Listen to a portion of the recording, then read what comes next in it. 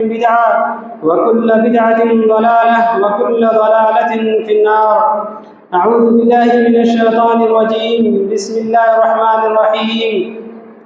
قل لن يصيبنا إلا ما كتب الله لنا وهو مولانا وعلى الله فليتوكل المؤمنون. رب اشرح لي صدري ويسر لي أمري واحلل عقدة من لساني يفقهوا قولي. رب زدني علما. اللهم رب زدنی علما. آمین. حاضرین جمعہ، تمام قسم کی تعریف و توصیف کی برائی بزرگی اس اللہ رب العالمین کے لیے جو ہمارا خالق و مالک ہے، مربی و پالنہار ہے، جس نے ہم سب کو اس دنیا کے اندر پیدا کیا. درود و سلام و تمام نبیوں پر، تمام رسولوں پر، بالخصوص ہمارے آخری نبی جناب محمد رسول اللہ صلی اللہ علیہ وسلم پر. اللہم صلی وسلم وبارک علیہ. جو لوگ وضو خانے پہ بیٹھے ہیں ان سے گزارش ہے کہ اندر آ جائیں، بیٹھے نہ رہیں باہر.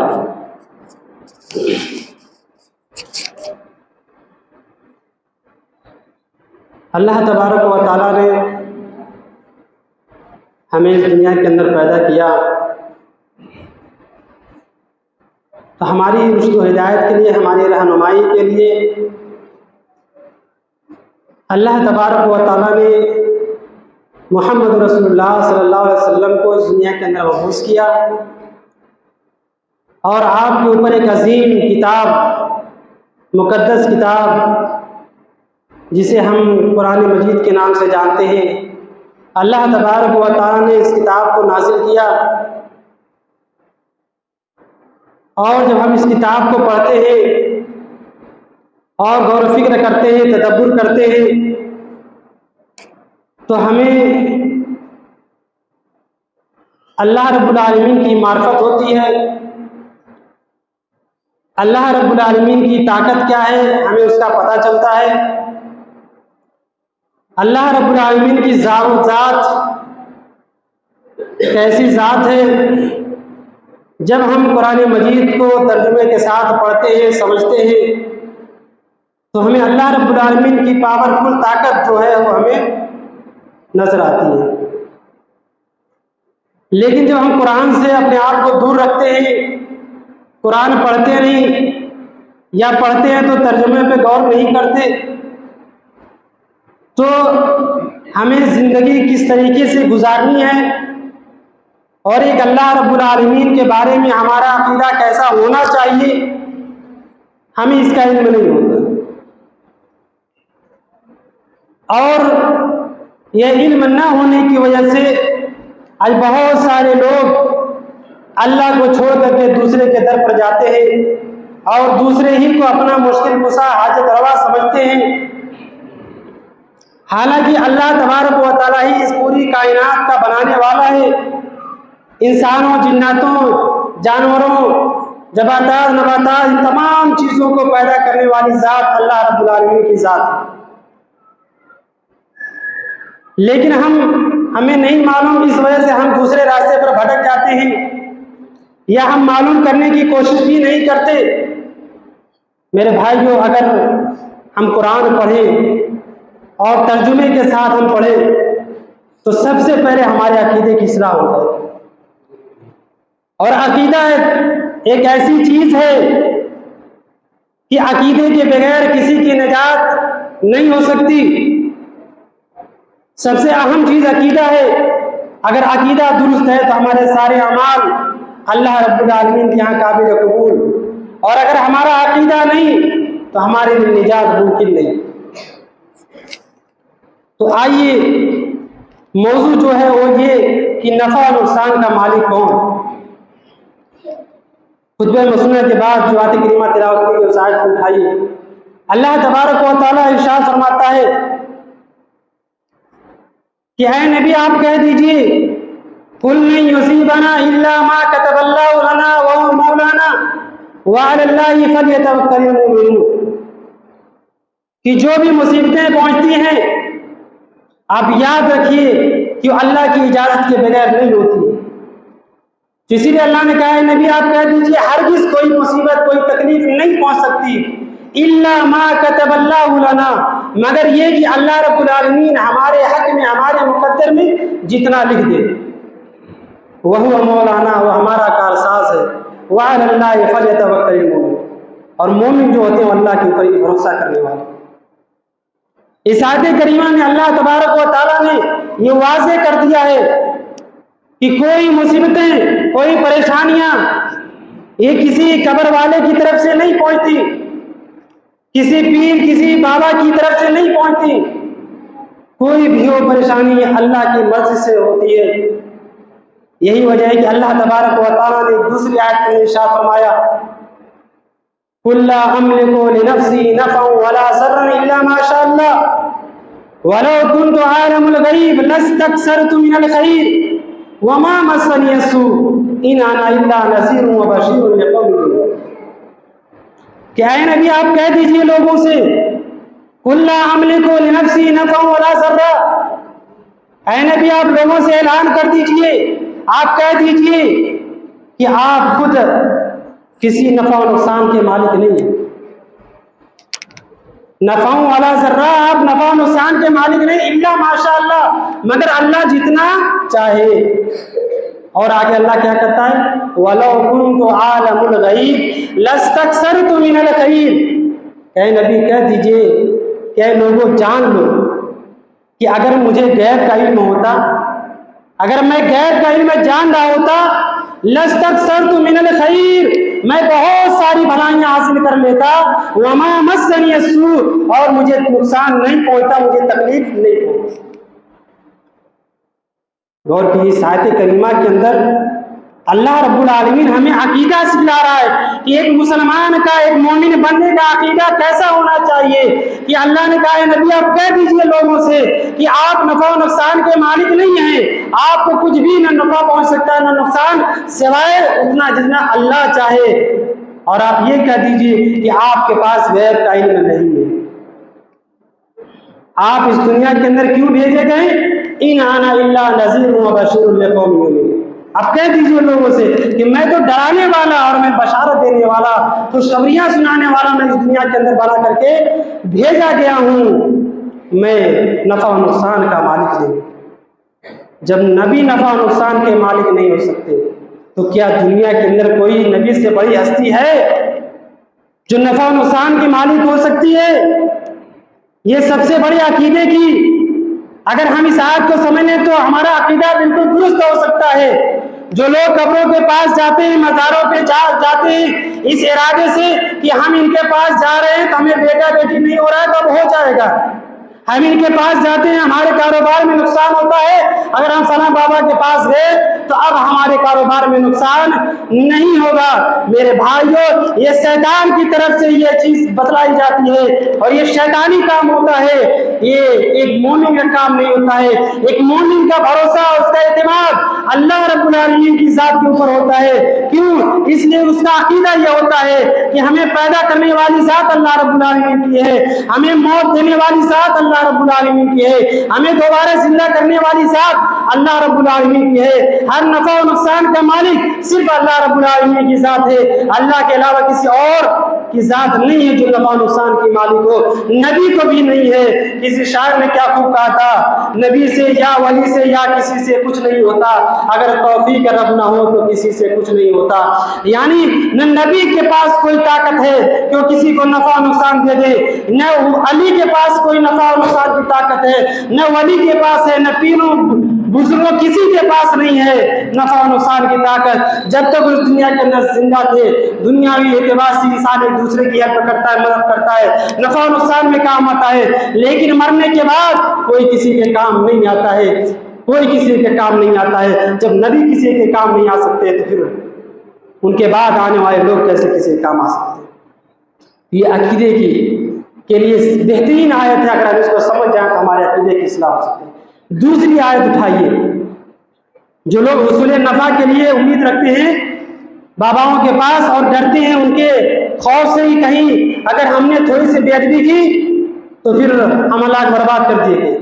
اللہ رب العالمین قرآن مجید کے اندر سوالی انداز میں چیلنج کر رہا ہے۔ اللہ فرماتا ہے قُلْ أَفَرَأَيْتُمْ مَا تَدْعُونَ مِن دُونِ اللَّهِ، کیا نبی ان سے سوال کریں، ان سے پوچھیں تمہارا کیا خیال ہے، تم اللہ کو چھوڑ کر جن کی عبادت کر رہے ہو جن کو اپنا معبود سمجھ رہے ہو، تمہارا کیا خیال ہے؟ ان ارادنی اللہ بضر هل ہن کاشفات ضری، کہ اگر اللہ رب العالمین مجھے کوئی نقصان پہنچانا چاہے تو کیا ان کے اندر اتنی طاقت ہے کہ یہ نقصان کو دور کر دیں مجھ سے؟ او ارادنی بخیر هل ہن ممسکات رحمتی، یا اللہ رب العالمین مجھے خیر، مجھے اپنی رحمت سے نوازنا چاہے تو کیا ان کے اندر اتنی طاقت ہے کہ اس رحمت کو مجھ سے دور کر دیں؟ قل حسبی اللہ، اے نبی آپ کہہ دیجئے میرا اللہ میرے لیے کافی، میرا اللہ میرے لیے کافی ہے، علیہ فلیتوکل المتوکلون، اور اسی کے اوپر بھروسہ کرنے والے اسی کے اوپر بھروسہ کرتے ہیں۔ غور کیجیے، اس آیت کے اندر بھی اللہ تبارک و تعالیٰ نے صاف کلیئر کر دیا کہ سوالی انداز میں کہ اگر تم کہتے ہو کہ یہ ہماری مرادیں پوری کرتے ہیں، ہمارے حاجت روا مشکل کشا یہ لوگ ہیں، تو اللہ تبارک و تعالیٰ کہہ رہا ہے کہ اے نبی آپ ان سے سوال کریں کہ اگر اللہ مجھے کوئی نقصان پہنچانا چاہے تو کیا ان کے اندر اتنی طاقت ہے کہ یہ اللہ کے پہنچائے ہوئے نقصان سے مجھے بچا لے، یا اللہ مجھے کوئی اپنی رحمت سے نوازنا چاہے کوئی چیز تو کیا ان کے اندر اتنی طاقت ہے کہ اللہ کی اس کی جانب سے آنے والی رحمت ان نواز سے وہ لوگ مجھ سے دور کرتے ہیں؟ نہیں، ان کے اندر طاقت نہیں ہے۔ ایک اور آیت اٹھائیے، اس آیت کے اندر اللہ نے کلیئر کر دیا ہے اور ان کی حیثیت بتلا دی، ان کی حیثیت کیا ہے۔ اللہ تبارک و تعالی ارشاد فرماتا ہے ان الذين تدعون من دون الله لن يخلقوا ذبابا ولو اجتمعوا له وان يسلبهم الذباب شيئا لا يستنقذوه منه ضعف الطالب والمطلوب۔ غور کیجیے اس آیت کریمہ کے اندر، خاص کر کے وہ تمام لوگ، تھوڑا سا بیٹا بیمار ہوا فوراً بابا کے پاس پہنچے، نہیں کیا ہوا، لال پیلا کالا دھاگا باندھ دیے، کیوں؟ صحیح ہو جائے گا، صحیح ہو جائے گا۔ ان سے پوچھا ہے بھائی اس میں کیا لکھا ہے؟ قرآن کی آیت لکھی ہے، اس کے اندر شفا ہے، اس کے باندھنے سے شفا مل جاتی ہے، یہ فلاں بابا کی طرف سے ملا ہے۔ میرے بھائیوں، افسوس ہوتا ہے کوئی ہاتھ میں دھاگا باندھ رہا ہے، کوئی کمر میں شرمگاہ کے پاس دھاگا باندھ رہا ہے، ان سے پوچھا جائے کہ یہ قرآن کی تو بے حرمتی ہے؟ نہیں صاحب، یہ بے حرمتی نہیں ہے۔ افسوس ہے کہ اگر ایک غیر مسلم جو ہو اگر وہ قرآن کی بے حرمتی کرتا ہے تو ہم روڈ پر آ جاتے ہیں، ہم اس کے خلاف احتجاج کرتے ہیں، لیکن افسوس ہے کہ آج کا مسلمان قدم قدم پر قرآن کی بے حرمتی کرتا ہوا نظر آتا ہے، لیکن اس کو سمجھ میں آتا ہے کہ یہ ثواب کا کام ہے، یہ نیکی کا کام ہے، یہ اللہ سے قریب کرنے والا عمل ہے۔ میرے بھائیوں، یہ قرآن کی سب سے بڑی بے حرمتی ہے کہ قرآن کی آیات کو لپیٹ کر کے کپڑوں میں شرمگاہ کے پاس باندھا جائے، کمر کے پاس باندھا جائے، پیروں کے پاس باندھا جائے کہ بچے پیشاب کریں تو اسی کے اوپر سے بھیگتا وہ پیشاب نیچے چلا جائے۔ یہ کتنی بڑی میرے بھائیوں بے حرمتی ہے۔ یہ سارے کام شیطان ہم سے کرواتا ہے، کیوں؟ اس لیے کہ ہم نے قرآن کو پڑھا ہی نہیں ہے۔ ہم نے قرآن کو اگر ترجمے کے ساتھ پڑھا ہوتا تو ایک مسلمان کا عقیدہ کیسا ہونا چاہیے ہمیں قرآن سے ملتا ہے۔ قرآن میں اللہ تبارک و تعالی ارشاد فرماتا ہے کہ اے وہ لوگوں جو اللہ کو چھوڑ کر دوسروں کو پکارتے ہو، ان الذین تدعون من دون اللہ لن یخلقوا ذبابا، اللہ ان کی کمزوری بیان کر رہا ہے، باباؤں کی کمزوری، ان کی حیثیت اللہ بتلا رہا ہے کہ ان کی حیثیت یہ ہے کہ اتنے کمزور ہیں، اتنے بے بس ہیں، اتنے کمزور ہیں کہ ایک مکھی بھی پیدا کرنے کی طاقت نہیں ہے۔ اگر ہمارے ذہن صاف ہوں تو یہ آیت ہمارے عقیدے کی اصلاح کرنے کے لیے کافی ہے۔ ایک مکھی پیدا کرنے کی ان کے اندر طاقت نہیں ہے۔ اللہ نے نکرہ استعمال کیا ذبابن، ایک مکھی، ڈھیر ساری نہیں، صرف ایک مکھی بھی پیدا کرنے کی طاقت نہیں۔ اور وَلَوِ اجْتَمَعُوا لَهُ، صرف ایک بابا نہیں بلکہ سارے بابا مل کر کے کشمیر سے کنیا کماری تک اور بریلی سے بغداد تک جتنے بابا ہیں یہ سارے بابا مل کر کے بھی ایک مکھی نہیں پیدا کر سکتے۔ اور آگے ایک اور تھپڑا اللہ نے مارا، وَإِن يَسْلُبْهُمُ الذُّبَابُ شَيْئًا لَا يَسْتَنقِذُوهُ مِنْهُ۔ مکھی تو پیدا کرنا بہت دور کی بات، مکھی بنانا، اس کے اندر روح ڈالنا، یہ تو بہت دور کی بات ہے۔ اللہ کہتا ہے کہ اگر ایک مکھی کوئی چیز لے کر کے اڑ جائے ایک مکھی کتنا لے کر کے اڑے گی؟ چینی کا ایک دانہ، اگر اتنا سا بھی ایک مکھی کوئی چیز لے کر کے اڑ جائے، ان کے اندر اتنی بھی طاقت ہے کہ اس مکھی کو پکڑ کر کے اس سے چھین لے۔ غور کیجیے، اللہ کو چھوڑ کر جن کی عبادتیں لوگ کر رہے ہیں، جن کے آستانوں پہ جا رہے ہیں، جن کے قبروں پہ جا کر کے چادریں چڑھائی جا رہی ہیں، پھول و مالائیں برسائی جا رہی ہیں، کیوں؟ یہ ہمیں بیٹا بیٹی دیں گے، یہ ہمیں مصیبت سے بچائیں گے۔ اللہ ان کی حیثیت بتلا رہا ہے، ان کی اوقات اللہ رب العالمین بتلا رہا ہے کہ اتنے کمزور ہیں، اتنے بے بس ہیں کہ مکھی کو نہیں پیدا کر سکتے۔ مکھی کوئی چیز لے کر کے اڑ جائے تو اس مکھی سے چھیننے کی بھی طاقت نہیں رکھتے۔ ضعف الطالب والمطلوب، مانگنے والا بھی کمزور، جس سے مانگ رہا ہے وہ بھی کمزور۔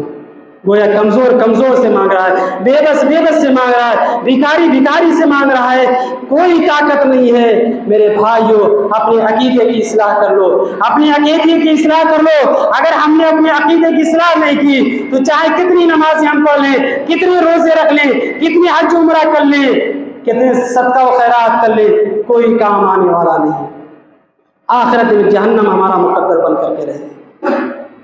اور آگے چلیے،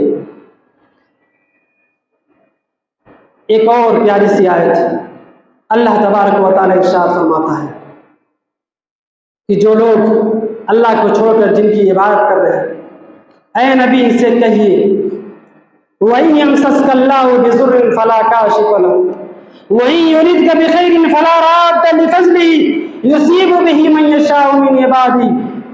آپ ان سے کہے کہ تم اللہ کو چھوڑ کر جن کی عبادت کر رہے ہو، اگر اللہ رب العالمین مجھے کوئی نفع نقصان پہنچانا چاہے تو آپ انہیں بتلا دیں کہ اللہ کے علاوہ کوئی نقصان کو دور کرنے والا نہیں ہے۔ اگر مجھ تک کوئی پریشانی پہنچ جائے، کوئی مصیبت آ جائے تو اللہ کے علاوہ اس مصیبت کو دور کرنے والا نہیں۔ اور اگر مجھے کوئی بھلائی پہنچنی چاہے تو دنیا کے اندر کسی کے اندر نہیں طاقت ہے سوائے اللہ کے، جو اس کو روک سکے۔ یعنی اللہ ہی کے اندر طاقت ہے، کسی کے پاس مال ہے تو اسے چھیننے کی، کسی کے پاس مال نہیں ہے تو اس کو عطا کرنے کی۔ یصیب بہ من یشاء من عبادہ، اللہ اپنے بندوں میں جس کے اوپر چاہتا اپنا فضل نچھاور کرتا ہے، یہ اللہ کا فضل ہے۔ تو میرے بھائیوں، یہ ان تمام آیات سے ہمیں یہی پتہ چلتا ہے کہ اللہ کے علاوہ کسی کے پاس نفع و نقصان کی طاقت نہیں ہے، صرف اللہ رب العالمین کی ذات ہے جو نفع و نقصان کی مالک ہے۔ ایک حدیث اٹھائیے ترمذی شریف کی، علامہ البانی رحمۃ اللہ علیہ نے اس حدیث کو صحیح کہا ہے۔ اللہ کے نبی صلی اللہ علیہ وسلم فرماتے ہیں وَلَوِ اجْتَمَعُوا عَلَىٰ أَن يَنفَعُوكَ بِشَيْءٍ لَمْ يَنفَعُوكَ إِلَّا بِشَيْءٍ قَدْ كَتَبَهُ اللَّهُ لَكَ۔ اگر سارے کے لوگ دنیا کے اندر جتنے بھی انسان ہیں، جتنے بھی لوگ ہیں اس دنیا کے اندر، تمام کے تمام لوگ مل کر کے اگر کسی کو کوئی نقصان پہنچانا چاہے، کسی کو نفع پہنچانا چاہیں، تو یہ سارے کے سارے لوگ مل کر کے کسی ایک انسان کو نفع نہیں پہنچا سکتے۔ الا قد كتبه اللہ لك، سوائے اتنا جتنا اللہ نے مقدر میں لکھ رکھا ہے۔ یعنی اللہ رب العالمین نے جتنا ہماری تقدیر میں، جتنا ہمارے مقدر میں لکھ دیا ہے، اس سے زیادہ پوری دنیا کے لوگ بھی مل جائیں ہمیں فائدہ پہنچانے کی نہیں پہنچا سکتے۔ وَلَوِ اجْتَمَعُوا لَهُ، اور اس سارے کے سارے لوگ مل کر کے عَلَىٰ أَن يَضُرُّوكَ بِشَيْءٍ لَمْ يَضُرُّوكَ إِلَّا بِشَيْءٍ قَدْ كَتَبَهُ اللَّهُ لَكَ۔ اگر یہ سارے کے سارے لوگ مل کر کے کسی کو کوئی نقصان پہنچانا چاہے، کسی کو کوئی ہانی پہنچانا چاہے، تو سارے لوگ مل کر کے، پوری دنیا کے لوگ مل جائیں، پھر بھی اس کو کچھ بھی نقصان نہیں پہنچا سکتے سوائے اس کے الا قد كتبه اللہ علیہ، جتنا اللہ نے اس کے مقدر میں لکھ دیا۔ تو جتنا اللہ نے ہمارے مقدر میں لکھ دیا ہے اتنا ہی ہمیں نفع ملنے والا ہے، اور جتنا اللہ نے ہماری تقدیر میں لکھا ہے اتنا ہی ہمیں نقصان پہنچنے والا ہے۔ پھر ہمیں کیا ضرورت ہے دنیا والوں سے ڈرنے کی؟ ہمیں کیا ضرورت ہے لوگوں سے ڈرنے کی؟ کیا رے ابھی ان بابا کے پاس ہم گزر رہے ہیں، اگر ہم نے گاڑی دھیمی نہیں کی تو ان کو بد دعا لگے گی اور ہمارے کاروبار میں نقصان ہو جائے گا، ہماری گاڑی پلٹ جائے گی۔ بہت سارے لوگ ہوتے ہیں مسلمان ہم نے دیکھا ہے گاڑی لے کر کے جا رہے ہیں، 4 ویلر سے ہیں یا بائک سے، دیکھا کہ روڈ کے کنارے کسی بابا کی قبر ہے، گاڑی فوراً دھیرا کرتی ہے۔ پوچھا کیوں دھیرے کیا؟ ارے بابا کی قبر ہے، اگر ہم نے یہاں تیز اسپیڈ کیا تو ان کی بے حرمتی ہو جائے گی اور بابا ناراض ہو جائیں گے اور بددعا کریں گے، زمین پھٹے گی، ہم اسی میں دس جائیں گے۔ مردوں سے ڈرنے والی قوم جو انسانوں سے نہیں ڈرا کرتی تھی، جو بڑے بڑے ظالم بادشاہوں کے سامنے نہیں جو قوم ڈرا کرتی تھی، آج جو قوم اتنی لاغر اور کمزور ہو چکی ہے، اتنی قائر ہو چکی ہے کہ جن کے پاس کچھ طاقت ہی نہیں ہے، جن کے پاس سے روح نکل چکی ہے، جان نکل چکی ہے، جن کو من و من مٹی کے اندر دفن کیا جا چکا ہے، جن کے اندر اتنی طاقت نہیں تھی کہ وہ خود قبر کے اندر جا کر کے دفن ہو جائے، جن کو لوگوں نے اپنے ہاتھوں سے نہلایا، دھلایا، کفن پہنایا اور پھر 4 کندھوں پر ٹانگ کر کے لے جا کر کے من و من مٹی کے اندر دفن کر دیا، جن کے اندر اتنی طاقت نہیں تھی کہ وہ اپنے سے وہاں پہنچ سکے، بیچارے مر گئے۔ تو اب لوگ اس سے ڈر رہے ہیں، لوگ ان سے ڈر رہے ہیں، خوف کھا رہے ہیں۔ میرے بھائیوں، ڈرنا ہے تو اللہ سے ڈرو، خوف کھانا ہے تو اللہ سے کھاؤ۔ کیوں؟ اللہ رب العالمین کی ذات ہی وہ ذات ہے جو ہر کسی کو نفع دینے والی ہے، جو ہر کسی کو نقصان پہنچانے والی ہے۔ دنیا کے اندر کسی کے اندر نفع و نقصان کا کوئی بھی مالک نہیں ہے۔ بڑے بڑے حضرت موسیٰ علیہ السلام کا واقعہ آپ کے سامنے ہے کہ فرعون کے سامنے جا کر کے توحید کی دعوت دے رہے ہیں، وہ بھی ایک نبی ہے، ایک مسلمان ہے، فرعون کے سامنے ایک اللہ کی دعوت دے رہے ہیں، لیکن ڈر نہیں ہے۔ کیوں؟ کیونکہ ڈر ہے تو صرف اللہ کا ڈر ہے، اللہ کے لیے وہ قدم اٹھا رہے ہیں، دین کے لیے راستے میں نکل رہے ہیں، توحید ان کے اندر ہے۔ یہی چیز میں بتانا چاہتا ہوں کہ جب انسان کے اندر توحید آ جاتی ہے تو پھر کسی کا ڈر اور کسی کا خوف اس کے اندر نہیں ہوتا ہے۔ تو میرے بھائیوں، ضرورت ہے کہ ہم اپنے عقیدے کی اصلاح کریں، ضرورت ہے کہ ہم اپنے اندر وہ عقیدہ اپنے اندر رکھیں جو صحابہ کرام کے اندر تھا، جو صحابہ کرام کے اندر